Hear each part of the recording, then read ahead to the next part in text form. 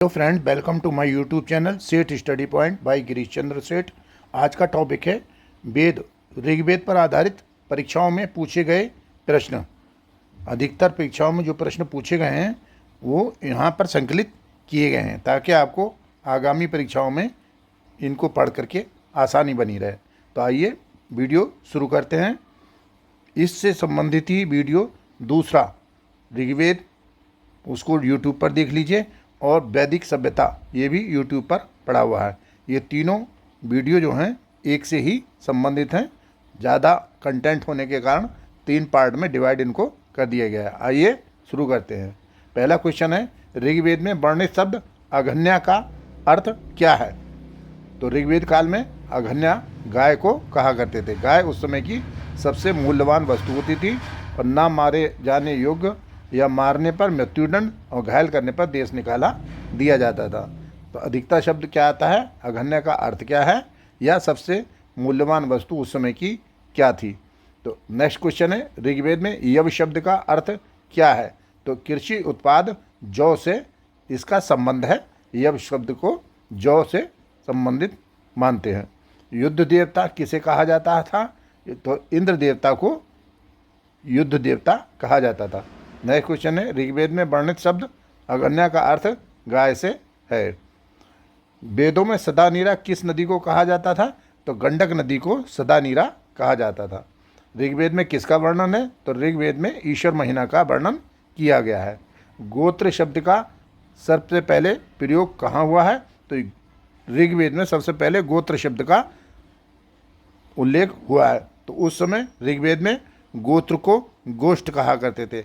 गोष्ठ मतलब वह स्थान जहाँ समूचे कुल का गोधन पाला जाता था, मतलब गायों का बाड़ा। वर्तमान में गोत्र शब्द का प्रयोग जो है जाति से होता है, और उत्तर वैदिक काल में गोत्र से संबंध एक ही मूल पुरुष से उत्पन्न लोगों के समुदाय से है। तो ऋग्वेद का गोत्र जो है वो गोष्ठ, गायों के पालने का स्थान को कहा जाता था।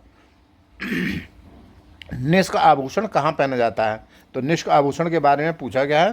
तो निष्क आभूषण ऋग्वेद काल में गले का एक आभूषण था, किंतु उत्तर वैदिक काल में या परवर्ती काल में इसको सिक्का या मुद्रा से संबंध बनाए रखना कहा जाने लगा। सफ़ेद घोड़ा किसका शाब्दिक अर्थ है? तो सफ़ेद घोड़ा श्वेताश्वतर उपनिषद का शाब्दिक अर्थ है। यूनेस्को द्वारा ऋग्वेद की 30 पांडुलिपियों को UNESCO memory of world register में शामिल किया गया है। तो इसको आप याद रखिए, UNESCO memory of world register में कहाँ शामिल किया गया है? ऋग्वेद की 30 पांडुलिपियों को शामिल किया गया है। ऋग्वैदिक या वैदिक निवासी किसकी पूजा अर्चना करते थे? तो प्रकृति की पूजा उपासना वो किया करते थे। ऋग्वैदिक या वैदिक काल में राजा पर किसका नियंत्रण होता था? तो राजा पर सभा और समिति का नियंत्रण होता था। सभा एक प्रकार की कमेटी थी और समिति भी एक प्रकार की कमेटी थी, जो कि पब्लिक और वहाँ के जो पैसे वाले लोग हुआ करते थे, उनकी एक समिति बना दी जाती थी। ऋग्वेद सभ्यता में क्या बदलाव हुआ? तो ऋग्वेद सभ्यता में शहरी जीवन का पतन हुआ और ग्रामीण जीवन का उत्कर्ष हुआ।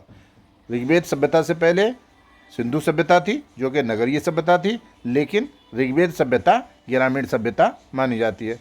ऋग्वेद में सबसे बड़ा अपराध क्या था? तो ऋग्वेद में सबसे बड़ा अपराध पशुओं मतलब गायों की चोरी होता था। आत्मा के आगमन की परिकल्पना सबसे पहले कहाँ मिली है? तो आत्मा के आवागमन की परिकल्पना सबसे पहले भगवत गीता से भी पहले ऋग्वेद में मिलती है। ऋग्वैदिक या वैदिक सभ्यता का वह तथ्य जिसकी उपनिषदों के ऋषियों ने आलोचना की क्या था? यज्ञवाद था।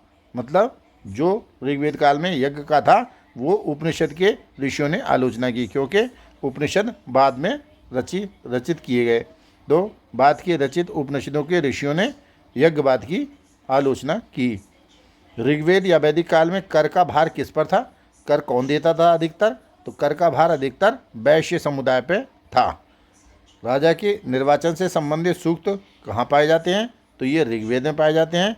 आमतौर पर बेटे अपने आप अपने पिता के बाद उनके उत्तराधिकारी नहीं होते थे, मतलब राजतंत्र उस समय नहीं था। गौ अपहरण के प्रसंग में ऋग्वेद में प्रमुख रूप से किनका नाम आता है? तो पढ़ियों का नाम आता है। पढ़ी मतलब व्यापारी समुदाय।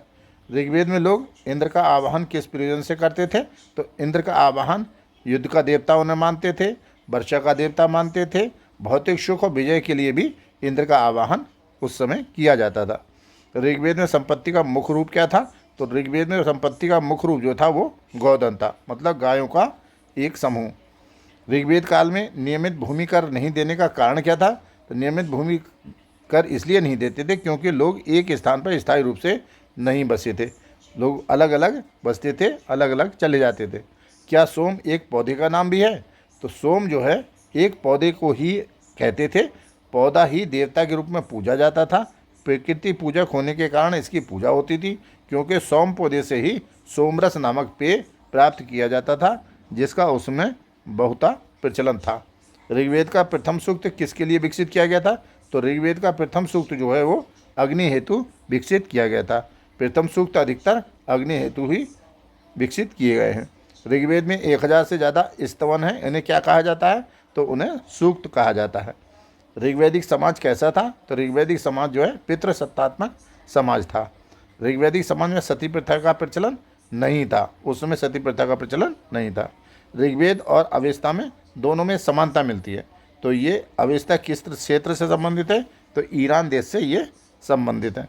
वेद मंत्रों की रचना करने वाली ब्रह्मवादिनी कौन थी? तो ब्रह्मवादिनी लोपामुद्रा थी, ये अगस्त ऋषि की पत्नी थी।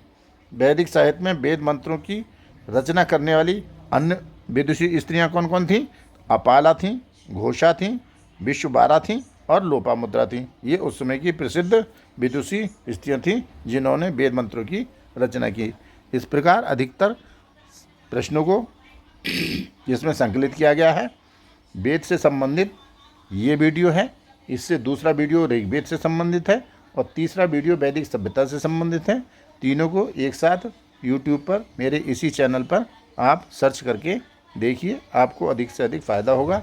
एग्ज़ाम में कोई भी क्वेश्चन इन तीनों वीडियो से बाहर हुआ मुश्किल से ही पाया जाएगा, इसलिए सभी को तैयारी कीजिए। वीडियो आपको अच्छा लगा हो तो आप इसको लाइक कीजिए, कमेंट कीजिए, शेयर कीजिए और आप नए हैं तो इसको सब्सक्राइब कीजिए और परीक्षा में याद करके इसका लाभ उठाइए। Thank you. जय हिंद, जय भारत।